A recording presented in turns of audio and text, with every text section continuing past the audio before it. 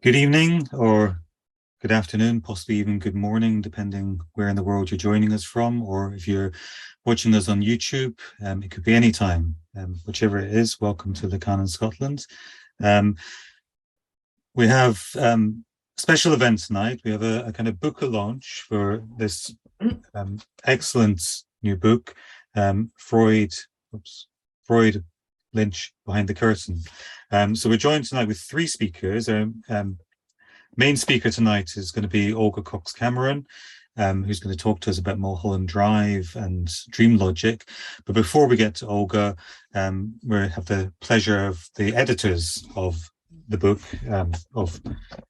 book, Jamie Ruers and Stefan Marianski, who are going to give us an introduction to the book and to the evening before we pass over to Olga. Olga, for those of you who are not familiar with her and with her work, is a literary scholar turned psychoanalyst and rather accomplished author, as well as writing recently on Lynch and Mulholland Drive. She is also the author of this absolutely fantastic guide to Seminar 6, which I highly recommend. And you probably get a flavor tonight of Olga's style, and that style carries through into her other writing too, and is, I find, very enjoyable, and I think you will too. But as I said, before that, we have Jamie and Stefan, the editors of the volume, are going to talk to us a little bit. First Jamie, then Stefan. Jamie and Stefan both work at the Freud Museum, as well as being lecturers and writers in their own right, with a focus on psychoanalysis, appropriately enough. So without further ado, I'm going to pass over to Jamie. Great. Thank you so much, Calum. Hi, everyone. Thanks so much to Lacan in Scotland for having us here. And as Calum said, I'm Jamie. I'm one of the editors along with Stefan. Now, Freud, Lynch, Behind the Curtain was sort of born out of a conference of the same name that was held in May 2018. Actually, since I can see some of you, did anyone attend that? Did anyone here? No, that's fine. I'm gonna take you back anyway. Stefan, you were there. It was a really exciting event, and it was held at the Rio Cinema, which is an independent movie theater in East London, which has these kind of like grand red velvet curtains on a stage, which is just the perfect motif that runs through both of our subjects, Freud and Lynch. Because, you know, Lynch uses these red and blue velvet curtains that line these otherworldly settings in Twin Peaks, Mulholland Drive, Blue Velvet, and Sigmund Freud too. He has these really heavy red velvet curtains which line his psychoanalytic study at his home in London, which is now the Freud Museum London. So this motif sort of functions as this as a kind of separation between reality and fantasy spaces, or spaces to sort of explore the unconscious, hence the subtitle for the book, Behind the Curtain. So the 2018 conference was attended by people from all over the world. And over the course of the weekend, we had something like 400 people through the doors. There was such an appetite for discussion, sharing ideas, and sort of finding reasoning and interpretation in what could seem to be nonsensical narratives with sort of non-linear storylines or kind of absurd or bizarre characters, and then sprawling and mystical spaces as well. And we really wanted a diverse range of contributors and not just sort of limit ourselves to heavily psychoanalytic approaches. So we had a lineup of directors, cinephiles, art and cultural historians, as well as psychoanalysts. So just broadly kind of summarize the themes of the papers that are in the book. Carol Owen's paper tackles the idea of what is Lynchian culturally and clinically. Dreams and dream logic in Mulholland Drive was the subject of Olga's paper, which we'll hear about very shortly. Stefan and Todd McGowan, in their own separate papers, address fantasy, in Stefan's in Lost Highway and in Todd's in Twin Peaks: The Return. Richard Martin, who is the author of The Architecture of David Lynch, he addresses this idea of spatiality and setting. Mary Wilde, who's a psychoanalytic lecturer, film lecturer and podcaster, she looks at the idea of the space of the city and the sort of malleability of identity. My own paper addressed hysteria in Lynch's work, but particularly from an art historical perspective. Andrea Sabadini looked at perversion and the primal scene.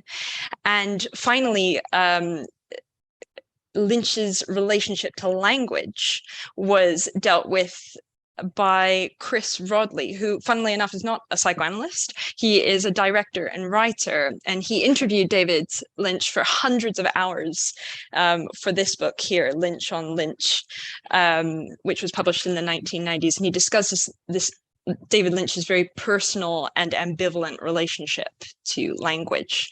So now I just kind of want to highlight that when we were planning it in 2017, so the year before, this was the same year as the release of the final season of Twin Peaks, The Return, which revisits sort of faces and storylines from 25 years before that. And the show ended on a cliffhanger in 1991. But if you watched The Return, you probably have found that you'd finished these 18 episodes with more questions than answers. You know, it was very artful, it was very beautiful, but you also probably finished each episode thinking, what the hell did I just watch? So maybe the conference was a cathartic space for all of us to kind of digest what happened the year before, or maybe it was a space to relive it. I don't know, maybe the death drive impulse was among us that weekend. But it finished with a panel discussion on exactly that, on The Return, which included Richard Martin, Todd McGowan, Alistair McTaggart, and Tamara Delutri, who took questions from the audience, and a transcript from that discussion finishes the book. So I hope that gives you a bit of an overview of what to expect from the publication and from us. I'm going to hand over to Stefan now to say a little bit more about Lynch and Lacan before we hear from Olga. Thank you. Thanks, Jamie. Good evening, everyone, or hello. It's lovely to see you all here. You just took the wind out of my sails, Jamie, because I was going to say that to make something up now. But no, obviously we're here to plug the book. We really loved working on the conference and then the book. I should say, you know, we're not film scholars. We just really like David Lynch. And so it was really nice to see. Oh, and a sort of, you know, you got to brag about these things. We did get a request from his PA for a copy for his library. So that's always a nice thing, isn't it? So before we hand over to Olga, I just wanted to make a couple of very brief comments and also show a short clip just to get us sort of in the mood for Lynch. Obviously, we're here to plug the book, but I wouldn't go so far as to say that it's a Lacanian collection as such. So Jamie's just listed off some of the contributions, many of which are just really excellent non-Lacanian contributions, especially Chris Rodley's, who you know is really reacting against a lot of what we're trying to do here. You know, there are, you tend to find with Lynch fans that there are the people who really want to sort of take it apart and analyze it, and then there are people who sort of think that let's just, you know, it's all about the feeling, we're in it for the ride, that sort of thing. Those of you who do want to take it apart, like we do, there's plenty for you. But also, you know, Richard Martin's paper was fantastic, Alistair's, Mary Wilde, Andrea Sabadini as well. And they're not, you know, wouldn't say that they were Lacanians as such. That said, there is just something about Lynch and Lacan. They just seem to go together really, really nicely. And that's something that a lot of the chapters do develop in some detail. Olga's is a case in point, and I really think that her exposition speaks for itself. So I won't preface this by attempting some sort of a potted summary of the overlaps between Lynch and Lacan, but I hope some of those can come out in the wash and that we can come back to them in the discussion later on. What I would like to do by means of easing us into Olga's talk is just to show a very short clip. So I've got a 2-minute video, and it's some of you might have seen it. It's David Lynch back in 2014 in conversation with Paul Holdengräber, and I think it makes for a nice preface for what we're about to hear. So I'm going to share that now.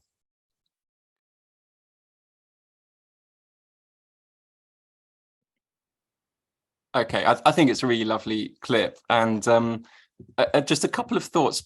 First of all, that you know, Lynch's descriptions of his creative process, they often do sound like just brilliant descriptions of the process of free association, or the elaboration of the signifying chain, if we're going to get all Lacanian about it, and all the more precious given Lynch's, unfamiliarity with and lack of interest in psychoanalysis. So the conceptual vocabulary of psychoanalysis is notoriously quite inelegant, but it does enable its practitioners to elicit in their analyses the kinds of dreamlike and often deeply moving subjective compositions that make up the fruit of Lynch's own associative process.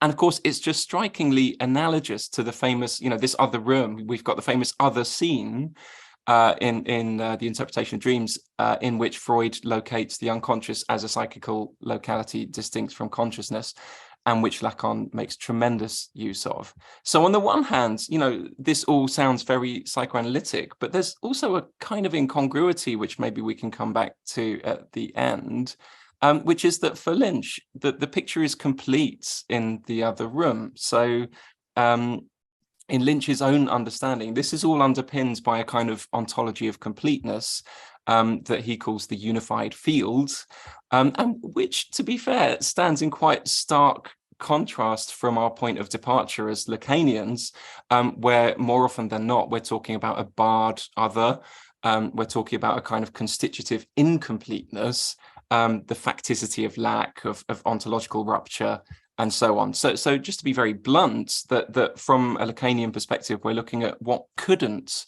be dealt with via the signifying network, and which consequently exercises peculiar effects in the field of representation. And that's something that many of our Lacanian contributions to the book are really grappling with in their own singular ways. And I think particularly Olga's chapter. So with that said, Olga, it's over to you, and I'll be on standby to play your clips. Thanks, Stefan. Well, good evening, Scotland. Delighted, even though I hate Zoom, I'm delighted to be virtually in Scotland, having spent at least 10 years on my bike cycling around the Highlands and the Islands. So it is really my second favorite country. Just before I start, that's just to pick up there what Stefan was saying. It's really interesting the way Freud talks about the fragment. As a 19th century man, he always wanted the fragment to add up and be complete, like the archaeological find, that you would be able to constitute a whole city out of it. But on the other hand, in the interpretation of dreams, he kind of saw beyond himself and saw the fragments that don't add up, that are just fragments, and as he says, jammed up like together like pack ice. So here we go. Ever since, as Finnegan's Wake would put it, I was young and easily frightened, I have been fascinated by and involved in teaching the grammar, logic, and rhetoric of dreams as explored by Freud. So of course I would see Mulholland Drive in that light. That said, reading it as a dream is a widely accepted approach, justifiable structurally and also narratively by the sound of someone sleeping under a green coverlet in the opening sequence and the injunction, "Wake up, little girl," which closes the first long and very fractured section of the dream. But if it is justified structurally and narratively, can one also say that it is justified formally? Dreams are a common enough representational trope, despite being notoriously difficult to actually replicate in art forms. Good attempts, which nonetheless fall short, would be Kurosawa's film Dreams and Toby's Dream in Janet Frame's novel Owls Do Cry. The one outstanding exception to falling short prior to Mulholland Drive is, of course, Finnegan's Wake. And a fair question to ask is, did it succeed as well as it did because Joyce had, at least in part, read the interpretation of dreams? Among many scattered allusions, the Wake speaks of dream ermages, referencing Freud's famous Irma dream. So this is not altogether a wildcard assumption. We don't get any analogous hint in David Lynch's work. We can, however, see that an impressive number of what Freud lists as the modalities by which the unconscious speaks in the dream are replicated in the narrative warps which mark the first section of Mulholland Drive. In a way, it is paradoxical that Freud was even able to draw up a concrete list respecting such an evanescent phenomenon, and that in accessing it, Joyce and Lynch were able to create a dream analogue, an imaginary fabric repeatedly punctured in locatable ways by the incursions of an intolerable knowing. As Freud found out, talking about the unconscious is like playing with quicksilver. Epistemology is brought to bear on that which by its very nature resists it. Since unconscious activity engages with a very specific form of not knowing, and furthermore, one that functions as a pulsation rather than as a steadily identifiable phenomenon. A knowing that is simultaneously a refusal to know but nonetheless knows. Something like the unstable representational edge of a high-octane force field, since clearly what must not be known is never trivial. To know would be to be unable to go on being, would be to snap shut the livable space we as subjects manage to inhabit. Not just Mulholland Drive, but our own dreams offer us instances of how we defend against this danger. We have all experienced those moments when we wake up in sudden fright on the cusp of horror, often blanking out the dreamed lead-in provoking this fright. Lacan in Seminar 2 does a terrific riff on how this occurs over and over in Freud's own specimen dream, the dream of Irma, pointing out how Freud, a tough customer, according to Lacan, manages not to wake up at these danger points, but finds ploys which allow him to go on dreaming. In Mulholland Drive, what we take to be Diane's dream would suggest that Diane too is a tough customer, given the enormous number of times that the dream veers towards and then abruptly away from a too explicit reference to what she cannot let herself know. In this great film, Lynch straight off engages with three of the questions Freud grappled with in the dream book. What drives the dream? What is the relation between trauma and fantasy? How and why do apparently random bits and pieces of memory surface in a dream, very often striated by strangeness? Originally, Freud focused on the dream as wish fulfillment, and it wasn't until 1920, with Beyond the Pleasure Principle, that he fully took on board the magnetizing power of trauma. This magnetizing force is visible in Mulholland Drive, in the repeated drift towards and the abrupt shearing away from what might be called nevralgic spots, dangerous allusions to its hidden underlay. Freud did already have some inkling of this in 1900, when he suggests that dreams are the guardians of sleep and not its disturbers, meaning that the dream narrative can generally hold at bay these jolting encounters with traumatic truth.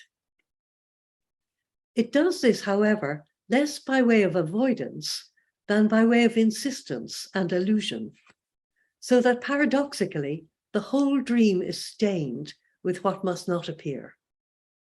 So, for example, in Finnegan's Wake, the word incest, indicating that which troubles the entire dream, never appears as such, but is written in the thousands of insects, the pervasive ubiquity of the ant and the grasshopper, in all kinds of entomological allusions, and even in the wonderfully Shakespearean Phormio and Sigalet.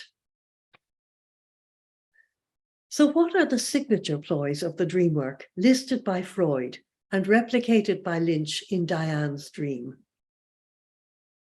In the first instance, what Freud calls condensation or compression. a propensity to weld multiplicities together without hierarchizing them. In Mulholland Drive, a number of stories are carried by the same narrative current.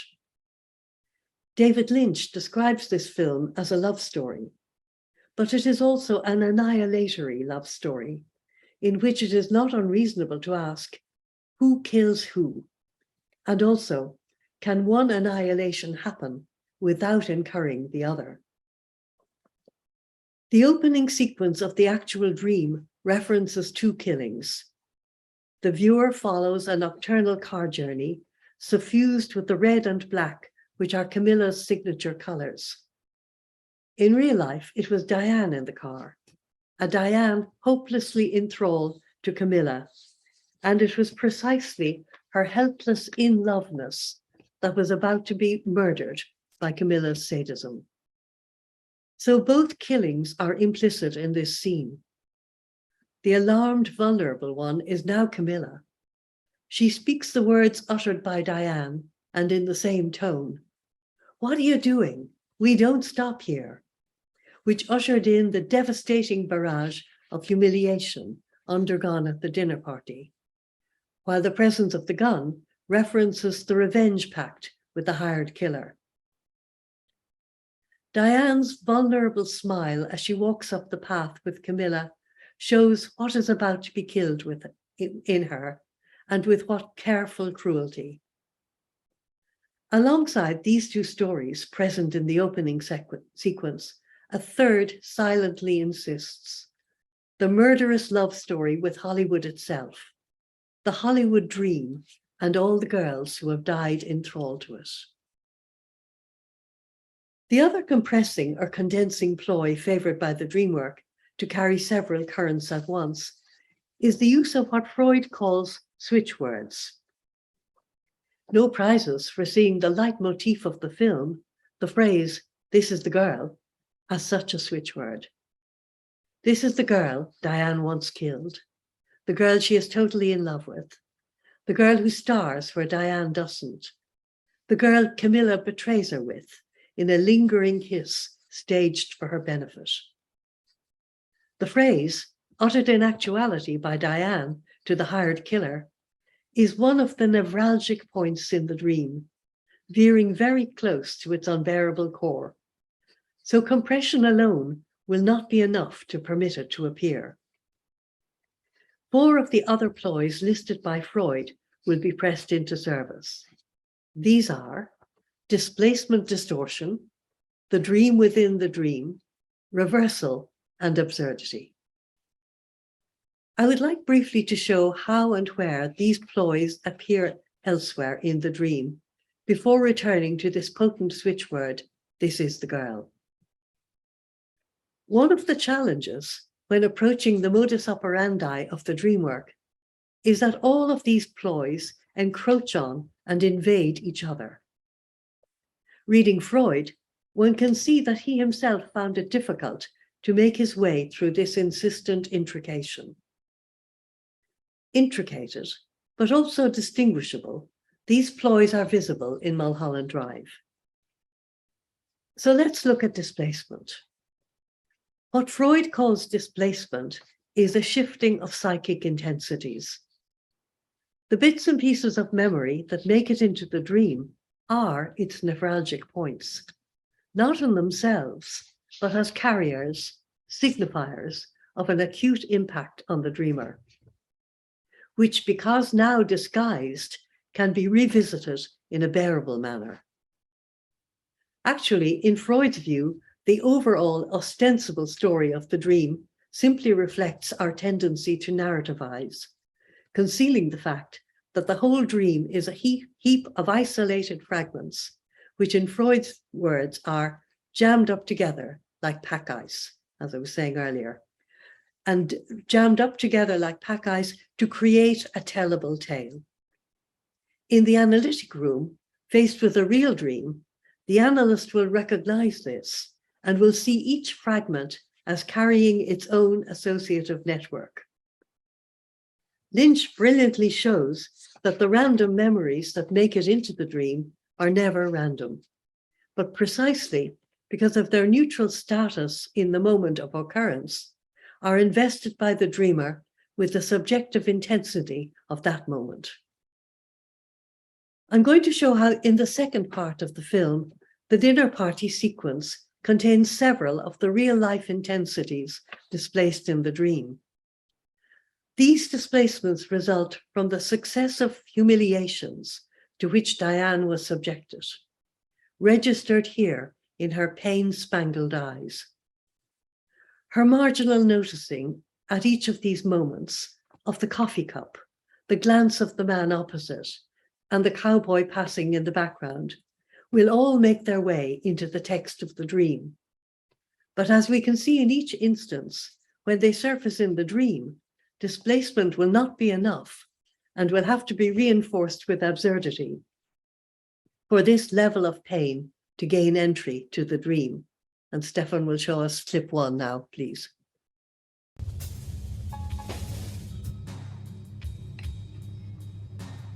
So I got the pool, and she got the pool man. I couldn't believe it. I wanted to buy that judge a Rolls Royce.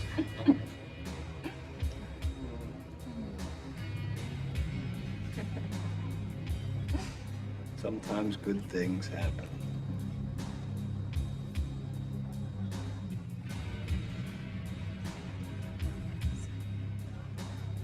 So I guess you can see how agonizing the scene is for Diane. And as you will see in the movie itself, it is those neutral passing events, the coffee cup and the cowboy, that make it into the dream. Another ploy then is the dream within the dream. Freud sees the dream within the dream as a kind of reinforced refusal of what has been kept at bay. To dream that you are dreaming is to distance still more and render less real whatever it is you dream you are dreaming. This happens 3 times in the early section of Diane's dream. There is a sense that this dream gets off to a shaky start. The dream protagonist at the beginning is wounded, vulnerable, amnesiac. And this is the most fragmented, incoherent part of the dream. The part that veers most frequently into the danger zones, apart, of course, from its final moments when the whole dream starts to implode. So as the injured Rita staggers through what looks like a Hollywood set, she hears an exact replica of the complicit couple laughter of Adam and Camilla at the dinner party, and immediately lies down and goes into a dream about a lesser threat, the 2 detectives. Then, shortly after she makes it indoors, Aunt Ruth's search for her keys similarly comes too close to breaking the surface of the dream. Rita again goes to sleep and dreams a frightening allusion to the blue key, albeit one that is sufficiently indirect for her to go on dreaming. This, of course, is the Winky dream, and Stefan will show us clips 2 and 3 showing us this, please. Thank you.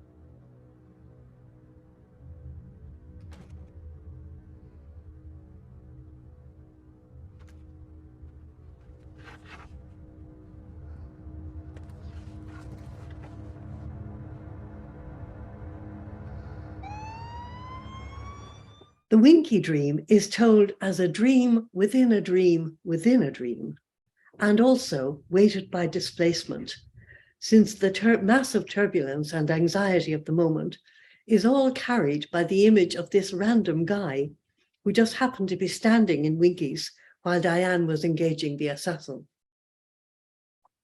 This dream in turn morphs into a further enigmatic sequence of minatory telephone exchanges, culminating in the image of the red telephone used by Camilla to lure Diane to the party.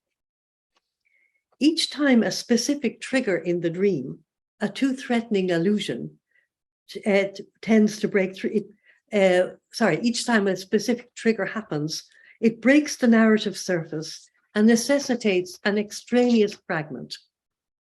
This fragment will vary considerably in its susceptibility to being integrated into what the dream has constructed as a tellable story. The more direct the allusion, the more unreadable and incoherent the interpolated fragment. When Betty finds the money for the killing and the blue key in Rita's purse, a brief scene cuts in with the hired killer asking a bruised blonde prostitute about a beaten up brunette girl. And this is a standalone fragment without sequel, carrying what is untellable. And Stefan will show us that.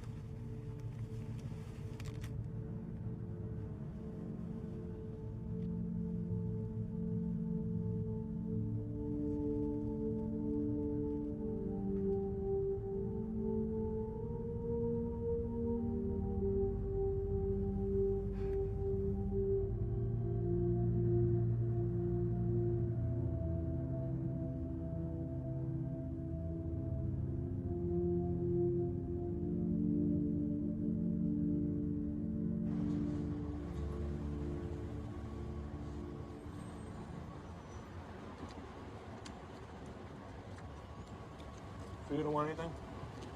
Not here. No thanks. A drink or something? No.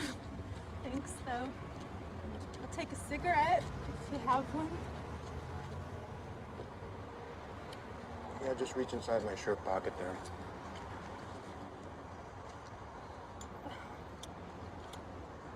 Any new girls on the street lately? No. Haven't seen any. A brunette? Maybe a little beat up? No.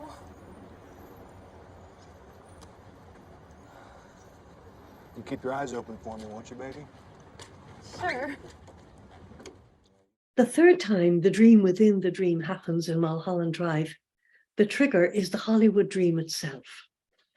As a signifier, Hollywood as dream is omnipresent here. And in the way unconscious knowledge operates, it is at once that which weaves the texture of the dream as a not knowing, and at the same time, that which tears holes in this texture. So, following directly on the series of strange telephone exchanges, a sunny, excited Betty bursts on the scene, tingling with the euphoria of the Hollywood dream. And then, 20 minutes later, when she proceeds to burble on about this to Rita, the mention of this particular dream sends Rita into a faint. It then provokes the longest narrative fragmentation, the one that is the least susceptible to reintegration and the most farcical foray into nonsense. And this takes us to another ploy of the dream work, which is absurdity. As Freud says, absurdity is such a frequent feature in dreams that one has to take it seriously. He points out how often absurdity appears in the context of death and links it to another dream ploy, which is reversal. He also emphasizes its link to emotional turbulence. Absurdity, according to Freud, indicates, quote, the presence in the dream thoughts of a particularly passionate and embittered polemic, close quote. So one can assume that very specific intensities are at work when the dream spills over into farce. Furthermore, these overspills will be the most resistant to coherence, the least susceptible to being recuperated into meaningfulness. The Mulholland Drive fan will, of course, immediately think of the ludicrously slapstick scene where Diane's hired killer shoots 3 people in the atmosphere of a domestic task gone tiresomely wrong, and the brief insert already mentioned, where we see a blonde, bruised prostitute reaching into his shirt pocket, home of the blue key. Freud suggests that what seems most crazy in the dream is often most profound. In real life, this is where the analyst will suspect the threatened breakthrough of a particularly dangerous illusion. There are 3 signifiers in Mulholland Drive, which, when they threaten to appear, shunt the dream into absurdity. These are the switch word, this is the girl, the blue key, and sexual betrayal. Each one of these provokes a patch of farce. But it is interesting that, as I said, the most prolonged of these seems to be a dream within a dream, provoked by the signifier Hollywood itself. Betty's burbling on about the dream place that is Hollywood rouses the painful memory of how that dream was shattered at the dinner party, a memory so full of pain that it can only reappear disguised as farce. So, as Rita drops into sleep following her faint, the screen pans an overview of Hollywood before zoning in on its workings in a concentrate of displacement and absurdity. This, of course, is the wonderfully surreal director's meeting between Adam and the Taglioni brothers, in which the coffee cup and the repeated phrase, "This is the girl," lock ludicrously into each other. And Stefan will show us that now, please.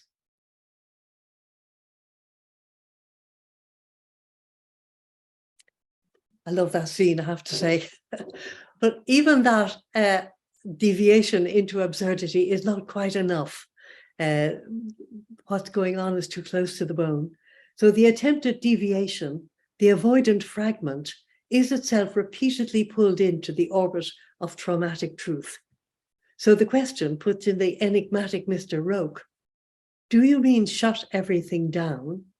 immediately recalls the final moment of the dreaming Diane's real-life exchange with the hired killer. His laughter when she asks what the blue key opens, segueing the dream by way of this laughter into even further absurdity, as the hired killer, in a series of slapstick misadventures, exasperatedly has to kill 2 inconvenient interlopers, as well as a buzzing vacuum cleaner. And Stefan will show us that.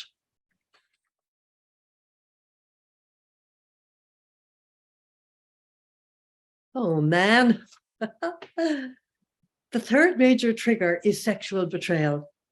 Since none of these defensive ploys operate singly, this cuts in at a moment when the dream seems to have found its stride by means of another modality of the dream work, that of reversal.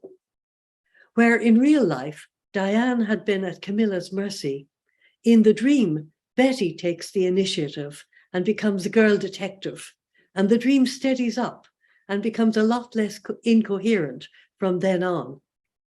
But at the first hint that the bond then forged could deepen into something else, the moment where they briefly hold hands, the dream signals the real life outcome of this by breaking into a version of Adam's comic betrayal story. Once again, it is the triggering event that allows us to assess the incursion of absurdity and permits us to recognize that what is being signaled carries a specific intensity. One of the difficulties of working with dreams is that when they are least readable, they are also closest to their core.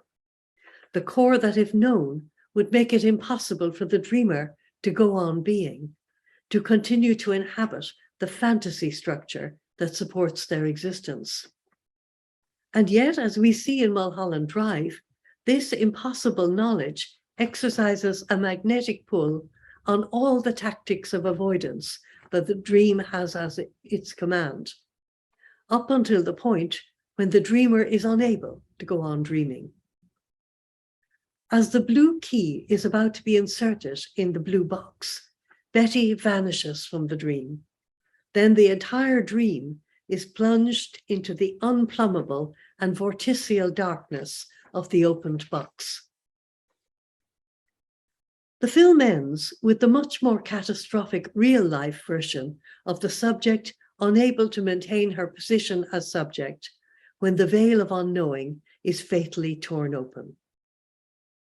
As the awake Diane allows herself bit by bit to remember the events leading up to the dream, she reaches the point where the hitman laughs on being asked what the key opens. In the dream, this memory broke open a fragment of unassimilable absurdity. In real life, the remembered laughter flashes up the distance traversed between the excited jitterbug contest and the somber presence of the blue key on the table, before amplifying into shrieks of hallucinated mockery, propelling her into psychotic delusion and suicide. Freud called the dream the royal road to the unconscious. Perhaps more than any other phenomenon, it allows us to see the formal modalities by which our refusal to know becomes stained with that knowing. These formal modalities have proved difficult to replicate by other means. Mulholland Drive, exceptional in many respects, is also exceptional in this one. Thank you all. Thank you, Olga. Thank you for a wonderful reading and some wonderful ideas. And you do a fantastic job of bringing Freud and Lynch, and particularly Mulholland Drive, together there in a way that's almost seems the two were made for each other, as if it's difficult to believe when you're reading that Lynch hadn't been reading Freud and hadn't sat down and studiously worked through Freud to make the film, although we have no real indication that was the case. But it seems to, in some way, then speak to the truth in Freud. I just want, before I open up to questions, and I'm sure there are lots of questions from the audience, and we've got a lot of people here, fans of Freud, Lacan, and Lynch, so I imagine lots of interesting questions. But I want to kick off with one kind of overarching question that's was kind of suggesting itself to me, or nagging at me as I was listening to you to read your paper.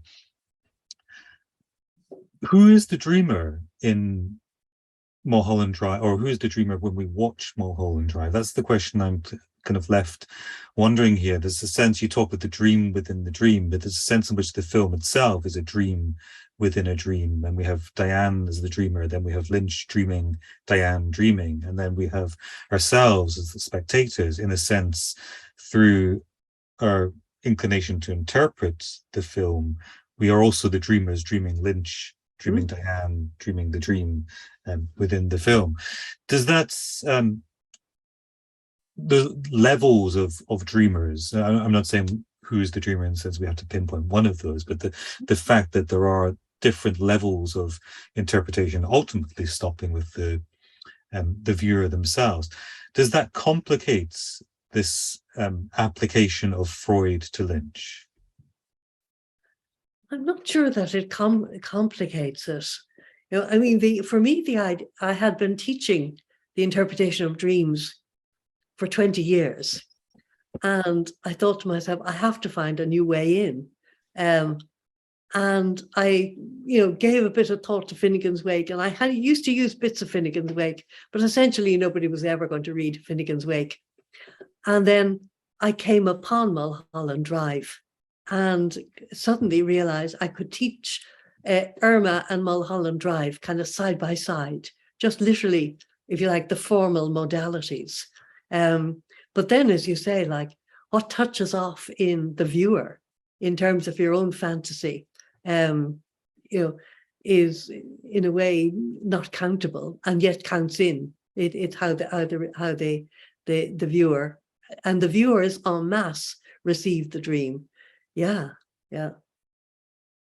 Apparently initially there was like great hostility to the dream, and then to the film, and then once somebody pointed out that it was a dream, people immediately kind of got on board and recognized, I think, something of the fragments that don't add up, but that create something. Yeah. No, I remember it was almost as if the absurdity of the film, the apparent absurdity of the film was offensive to people. How dare someone make a film as incomprehensible as if such a thing had never happened before? Yes, yeah. And then it's very funny. I mean, I've seen this so many times and I still laugh at that scene with the coffee. And the guy that is spitting out the coffee, he's the guy who wrote the music, which the music itself is wonderful. That's the composer. Angelo Badalamenti. Yeah, Lynch liked his face and put him into the movie. I never realized that. Yeah, extraordinary. Yeah. Okay, I'm going to open up to the audience. I have a few more questions of my own, but I don't want to hog the question and answer session. So, as usual, if you've not been with us before, I should have said this at the beginning, but if you have a question, if you could use the yellow hand function that Zoom offers, so your electronic hand, and that allows us to identify you, and then we will open up the mic and you can ask your questions. So if you do have a question, or Stefan and Jamie, I don't know if you wanted to come in with questions or comments as well, so do please feel free. But, we have Jacob. I suppose one of the things I found really interesting about discussions of dreams as fragments, and I'm a massive David Lynch nerd, so this is kind of question and trivia. But one of the things which are really is interesting about the sort of production history of Mulholland Drive was it was originally meant to be a TV show in a similar manner to Twin Peaks. So what we have in the film is a sort of combination of bits from the pilot and bits from additional filming when Lynch turned it into a film. So I suppose my question is, you've spoken a lot about narrativity in dreams and sort of bringing the fragments together to a narrative. What does the sort of status of the film as this sort of partial object, what was something which was meant to extend further narratively, what impact does this have on your account, I guess? Thank you for the great talk, by the way, really, really good.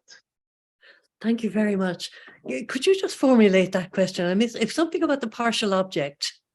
Could you say it again? I just missed out I was listening to your other comments, and of course, that's so interesting what you're saying. And I remember hearing about that this was like the leftover bits of something else, which is in itself simply astonishing in terms of what the dream, our own dreams at night are probably leftover bits of our day carrying something. So I didn't quite get the actual question there, because I was so interested in the rest of your commentary. Yeah, I suppose the sort of general question is like, to what extent does this sort of fragmentation add to or sort of trouble the account you give of sort of God, I'm trying to remember Mulholland Drive now and who's dreaming what and such. If there was the possibility for sort of further extrapolation, I suppose, what do you make of that in terms of sort of the analysis of the dream as a whole? I suppose, like, I think of Guy Le Goffet, who's a Lacanian, talking about the object as the part object that is not part of any object, and which is something I like. It's one of the things I like, what I was saying earlier about that split in Freud between the archaeologist who wants everything to make a complete picture, and David Lynch wanted that in that interview, and the recognition that there's something else happens when you don't want that. Something else happens, and that's of course very much how Finnegan's Wake is written. So the fragments coexist alongside each other, and somehow or other, in certain parts of Finnegan's Wake, at any rate, kind of almost caress each other and build each other in a direction. I'm thinking particularly of the Anna Livia section, where Anna Livia is both girl and river and bog at sundown, and all of the splintered moments kind of, I like to say, seem to caress each other and create a poem. Yeah. Thank you, Jacob. Shiva. Thank you, Olga, for your great presentation. That was really detailed and comprehensive.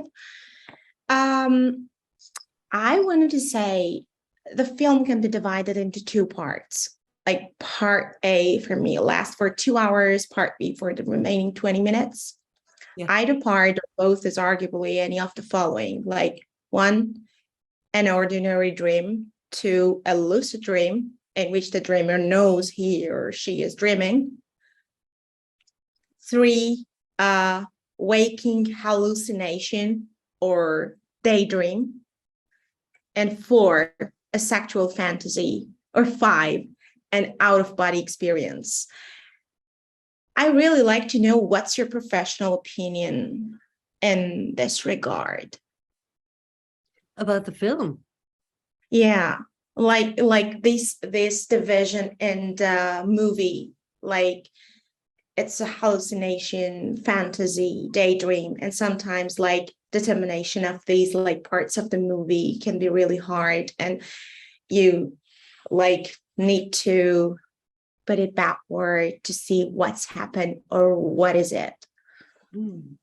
I think you exist for a fair amount of it. Like, obviously, because I was doing the paper, I examined it very closely, if you like, frame by frame by frame. But it's like, again, like Finnegan's Wake, that's probably not the way to watch at all. You're better to allow, like you said, yourself to be brushed by the passing illusion, by the passing moment, and just let that happen, rather than, it was actually very interesting to take it frame by frame, because, well, one of the discouraging things was I realized how much I miss all the time.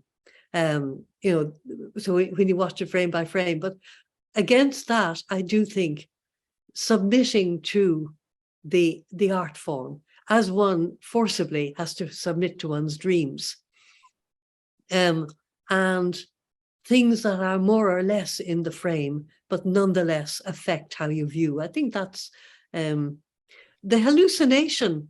I mean, what I saw, the hallucination was only at the very end, when the people started coming in under the doors. I felt that was, hallucination. But of course, Freud says specifically, hallucination is not necessarily psychotic. I think one of the things that David Lynch does and Lacan does, and I think Freud was perhaps a bit nervous about doing, was showing how we're all basically kind of, if you like to put it, insane. Something there in the chat box about schizophrenia, that's we all live and experience in those domains. Those of us who are lucky enough can exit them when we have to and wish to. Other people get trapped there, and that's probably the difference between us. Yeah, thank you. Thanks, Shiva. Eve. Nice to see you, Eve. Hi, Eve. Hello, Olga. Thank you so much for your wonderful talk this evening. I've heard a version of this before, but it's actually even better the second time, let me assure you. And I just love your close reading of the interpretation of dreams and the dream work and the film. Just absolutely wonderful. Thank you so much for that. And the clips were a great addition. I was really struck by your comment that that when it became known that the film ought to be read like a dream, that it became much more popular, and it got me thinking two things. I got thinking about two things. One is I was thinking of the telling of a dream. So when the analyses tells a dream, and this really gets at your point about the narrative structure of the dream. Is not where it's at. That's not where where the traumatic element is, where the truth lies, and so on. But that in the telling of a dream, how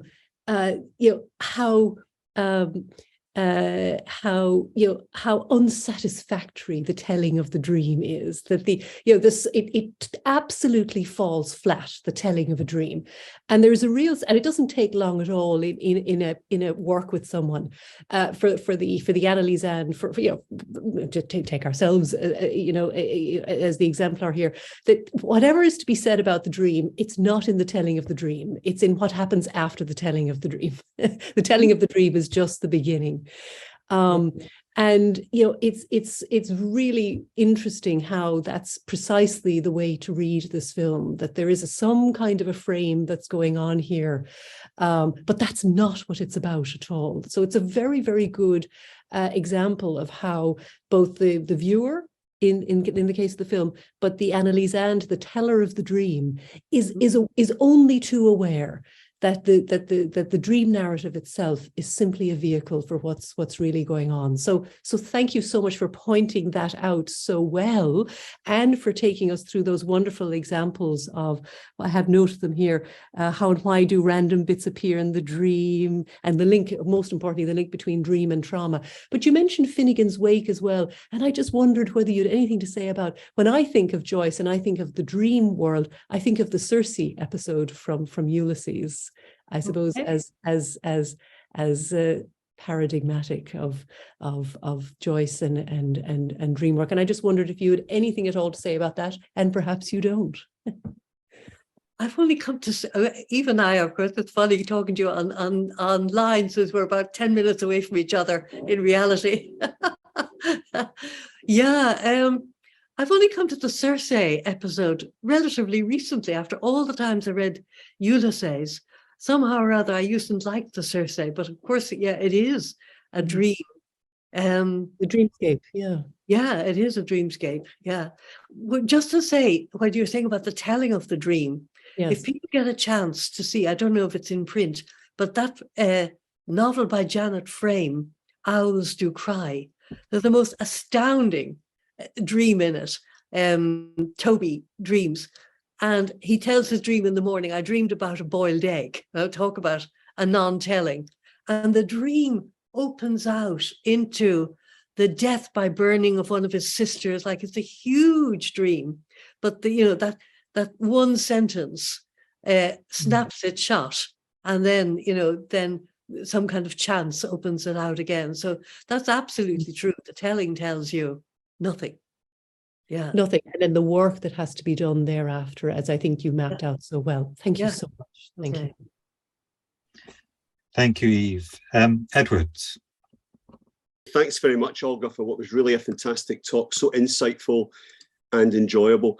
I don't know if this is really fully on topic, but I was just wondering, given the importance for Lacan of Joyce's Finnegan's Wake as a primal site, really, of the symptom of a place where the real kind of erupts, and where the artist kind of tries to make sense of things. And as Lacan talks about Joyce's, I can't think of the word for it, but it's kind of babbling like a child in all of these kind of part languages and all of that. So I wonder how you might kind of think of Mulholland Drive as kind of revelatory of a kind of Lynchian symptom, or maybe that's not a question that concerns you. And just secondly, I wondered also how you relate your psychoanalytic reading of dream in film to your clinical work, and what you think is the relationship between them. Sorry, 2 questions. Answer one if there's only time. Okay. I'll answer the second one because I think I'd be better able for it than the first one. I'm not sure about the first one at all. I'm a little dubious about what Lacan says about Finnegan's Wake. I mean, what he does say, the thing he says, which is the truest thing he says, I'm like a fish with an apple with Finnegan's Wake. And I don't, who can blame him? I have it in French and I wouldn't dream of reading it in French. I have it on my shelf, but I wouldn't dream of reading it. To go back to your second one, I think film and literature and art forms generally, film literature would be, I suppose, my preferred art forms. I think they're wonderful training grounds for the analyst, because in the analytic session, it's so fleeting and in the moment, and it's gone, and it might not come back again for weeks. Whereas in the literary or the film, you can play it over and you can see something happen, and maybe be alert for certain tiny shifts that in the consulting room you might not be aware of, especially when you're training. And I think when Freud said, one of the training tools should be literature, he is so right for that reason. Yeah. And also, one of the things I sometimes say to supervisees, note the first sentence. And it's like amazing, like in a novel. There was no possibility of taking a walk that day, Jane Eyre, you're what? Roddy Doyle, the snapper. Like that, so much is often contained in the first sentence or two. But because you're on the lookout for the next one, you miss that one altogether. So it's a little bit of, I should stop because I could make a big speech about this. It's a bit of my bugbear of mine that I think it's a wonderful training ground for analysts. I don't think just that formally, to be able to hear what's getting said and to be able to see again those very fleeting seconds, or where did something happen? Whereabouts did something happen? I'm reading Claire Keegan at the moment. And, I'm trying to see, where did the ethical act actually happen in him? There's a before and an after. And very often, so like what Lacan says about the unconscious, that we don't catch the moment. We catch the immediate before and we catch the immediate after, but we miss the moment. And literature sometimes offers us access to that. Sorry about the rant. You hit you hit an old bugbear. Thank you. Not a rant at all. Thanks, Olga. Thanks, Edward. Molly. Okay. Oh, look, first of all, just to say thank you. This was just such an amazingly wonderful, interesting, enlightening thing, and I have to see the film again now. Thank you. I am just coming at this. I'm actually based in Chicago now, but I spent a lot of time working in the Midwest, and one moment from Lynch that really resonates with me is that, and I'm not sure even which film it is, but the picket fences, and how he uses the picket fence and the manicured lawn of the Midwest where he grew up as a kind of key marker of his concerns. And having worked in Ohio for about 10 years until I moved here, I'm interested in how that's both to do with Freud and repression and Lacan, but at the same time, it's very much to do with political economy and the politics of, American culture. And Naomi Watts here is almost like the fall girl, isn't she? I don't know. I mean, she's so vulnerable and so ingenuous, and I thought that scene with the studio executive, sorry, this is sort of stream of consciousness, it's sort of fascinating because they're like gangsters in a Scorsese movie, aren't they? Yeah. And they're also the promulgators of the dream machine and the factory of dreams. So I just wonder, it seems to me that in Lynch, on one level, you could say, oh, it's very easy to like this and miss all of that, and just see the beauty, the aesthetic beauty, and the psychological complexity. So I'm just interested in that aspect. I think I used to be ambivalent about Lynch because there's some sort of anchorage in that conservative picket fence and the contradictions of it. So I don't know if that conveys what I'm talking about, but I guess it's just obviously with Lacan and this link to Marx, it's something that we're all interested in, I think. But I just wondered if you had any thoughts you would have to kind of extend into that domain of politics and a critique of American capitalism and the dream machine in that context. Well, two things struck me. I mean, I'm not very close to American politics, but two things struck me. One, the kind of gangster thing about the directors. And there was a recent documentary on Sinead O'Connor, the great Irish singer. And in it, the record company, she was making her first record, or a record anyway, and she got pregnant, and the record company called her in and said, "It is your duty to the record company to abort this child," which was like incredibly gangsterish and shocking in terms of like, we own you. And what I would see in the double attitude you're talking about, not so much, I'm not able to really comment so much on the picket fence, as on David Lynch's apparently double attitude to the plight of women. Like, he dedicated that film to all the girls who had lost their lives in Hollywood and following the Hollywood dream. He was well aware of the exploitation. And at the same time, he himself seems to have an almost, I'm tempted to say fetishistic, but it's too strong a word. But he certainly has a thing about girls with their eyes full of tears, like the long shots of eyes filling up with tears. And so I find that kind of peculiar, that on the one hand, he's so aware of the exploitation of the girl.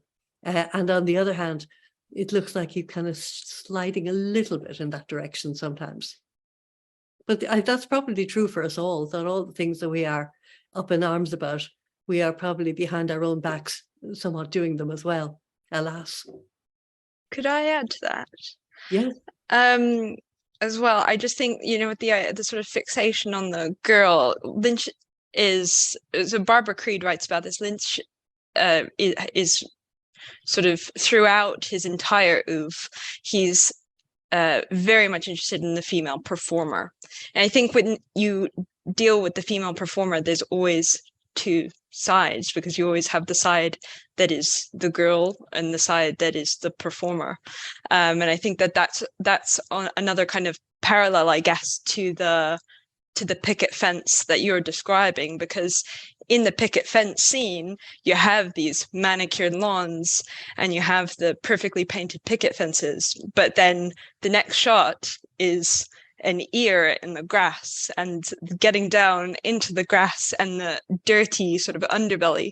So there's always, with every sort of one moment, there's always like what appears to initially be an equal and opposite moment. Sorry, this isn't psychoanalytic at all. There always appears to be a kind of equal and opposite moment, but then in the end you kind of don't, by the end of the film you don't recognize which one is the kind of good and the bad, because for example in Blue Velvet, which is the picket fence film that you're mentioning,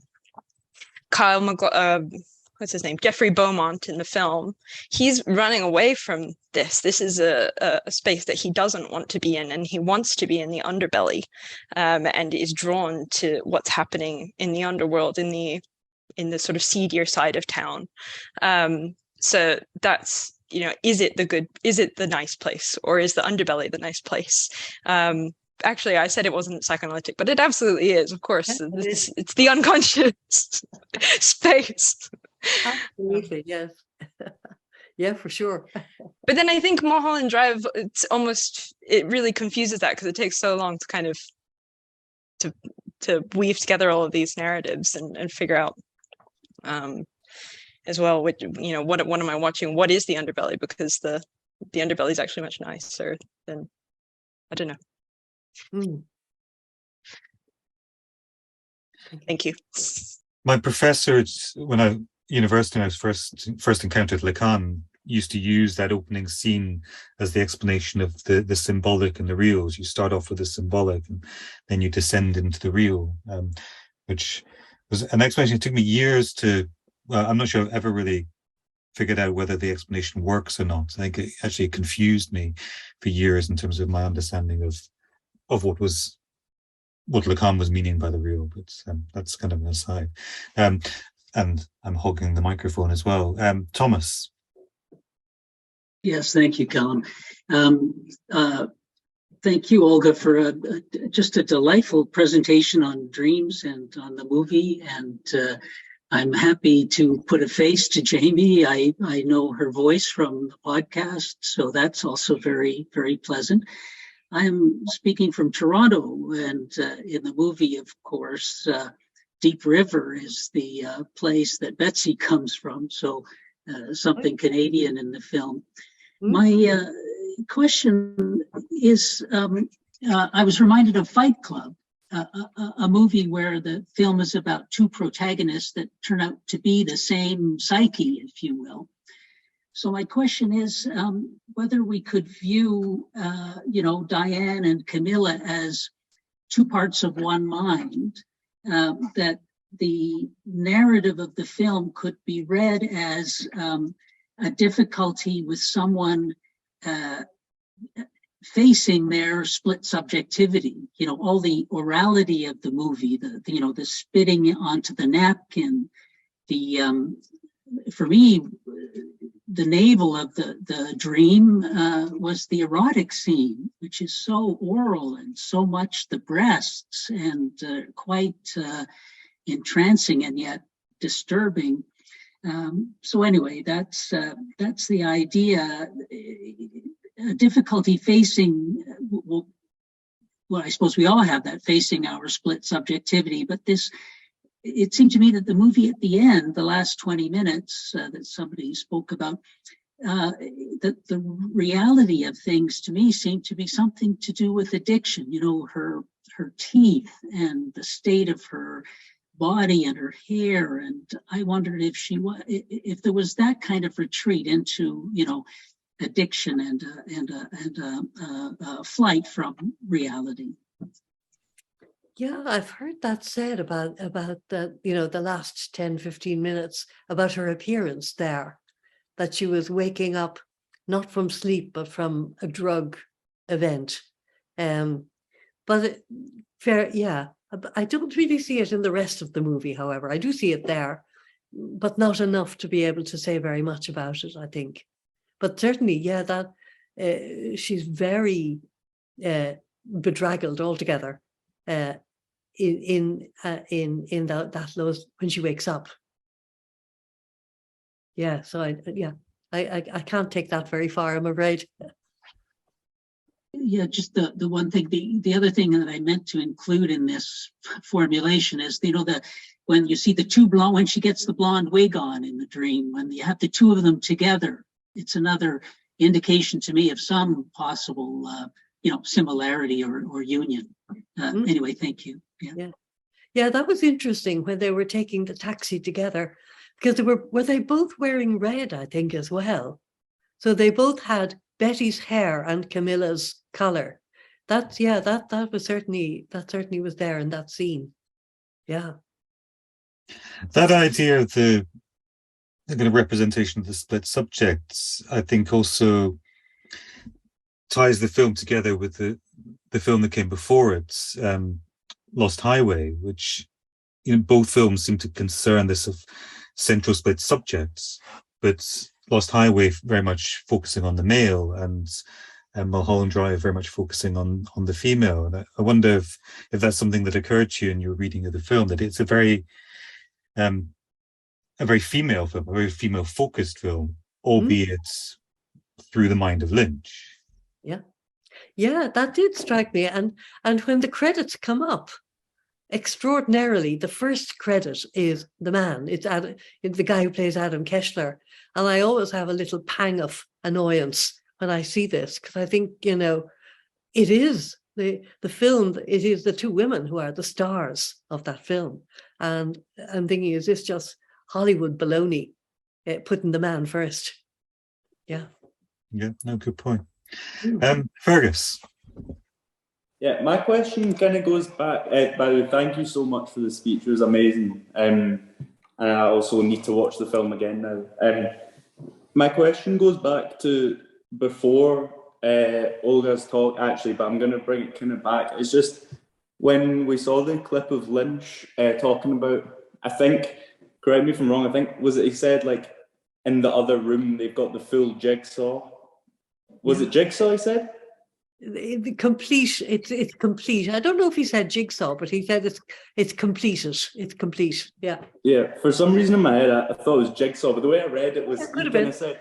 I thought we said like after it that he's not really got the Lacanian ontology, but I thought he kind of gave himself away when he said that they give us a piece of something, so that it instantly makes them not whole, and even to interact with the other room makes them not whole, because you wouldn't possibly know about them.